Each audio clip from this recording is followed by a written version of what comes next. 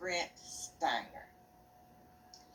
Tell my audience how you met Brent Steiner. Well, that's interesting. We were supporting Dr. James and Dr. Cara Dentley and at the City Summit and City Gala in California a couple years ago. And now, wait, everybody doesn't know what the City Summit and the City Gala is. So tell people what that is. Well, it was founded by the late, God rest his soul, Ryan Long. He passed away. But Ryan Long started this organization, and he got a lot of the high-level movers and shakers involved in creating an atmosphere, a frequency, and a community of giving back to others, organizations, auctions, speakers, consultants, business owners from literally all over the world. Number one, from Main Street to Wall Street, people showed up, and it was one of the most educational relationship building experiences that I hold dear to my heart right now. So Dr. Dentley allowed us to have a seat at the table, not just us, but several others who took out the hand and went. And I got suited and booted and got ready to go because I love to get to the events early because I know you'll miss something if you don't. So I'm standing there suited and booted waiting for my taxi to come because I didn't call an Uber.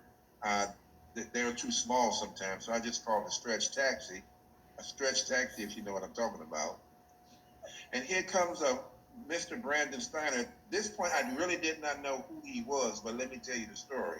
He was suited and booted. He came up to me with a box under his hand, and he has a thick New York accent. Hey, big fella, you going to the City Summit and City Gala? I said, yes. He said, you look like a baller. Who did you play with? So I told him all of the professional and collegiate athletes I played with in high school, college, and overseas in Europe. And he said, well, I played 3-on-3 with Michael Jordan, and I kicked his butt. Now, I'm looking at him. He's 5'2". Looked like he couldn't dribble around the shoe, but he just told me that about Michael Jordan. Now, remember the rest of this in terms of relationship capital and how I built the relationship capital. I didn't know who he was, but I gave him respect. Okay. If I didn't believe him at the time, I showed him respect. So we get in the cab, we're making small talk. He told me a story about his mom and how she helped him build his paper route when he was having a little trouble with paper routes when he was younger. And then he said, I'm going to give you my business card. I want to keep in touch with you. We get to the City Summit and we depart.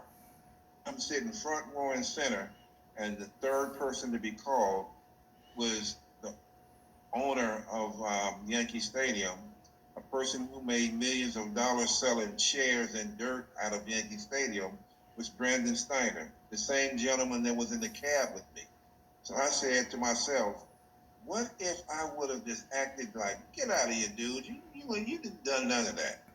It would have been no relationship capital. But when he got up on stage, he saw me. He just waved, and I waved back, and like I really knew him all my life. And when he got off stage, that was it. So 3 weeks later, his personal assistant called me and said, Brandon Steiner said it was nice to meet you. He'd like to send you a gift. Can I have your address? I said, sure, with the quickness. Again, being busy after that call, I forgot all about it. 3 weeks later, a box shows up at my house. Inside the box, there were 3 gifts. One gift was an autographed professional league baseball with Brandon Steiner's 5 key points on it for success. Number 2, it was a pen with Yankee Stadium dirt and a letter of authenticity in it, saying this was authentic. And then his mom used to tell him when he was a kid, Brandon, you got to have balls in order to succeed. So inside the book, the third gift was his book titled, You Gotta Have Balls. And on the back of the book is a picture of Yankee Stadium with him standing in the front smiling. Wow. Established that relationship. Time went past. We didn't do anything. Time went past. And then I helped organize him to appear on the Dr. James Dentley show. And Dr. Dentley and I allowed me to be the co-host with Brandon Steiner on that day, and I thank him for that. But that's the power of building relationship capital. The moral of the story is, because you never tell a story without a point, you never make a point without a story. That comes from coaching, right, Dr. Jan? That's why you're smiling. The moral of the story is, don't judge people by how they may look on the first impression, or how may they sound, or even if they may seem uninterested in what you're talking to or pitching with them about. They just might be doing their due diligence to check out, are you somebody I even want to be around?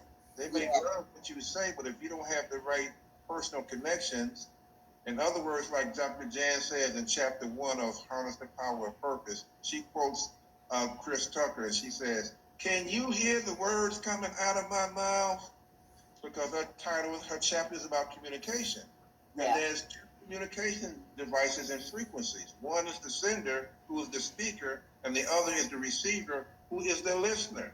Yes. So and I remember that one line from Chris Tucker, as well from Dr. Jan, who continues to make it famous, because it helps in order to negotiate your relationship capital and your power and purpose and passion.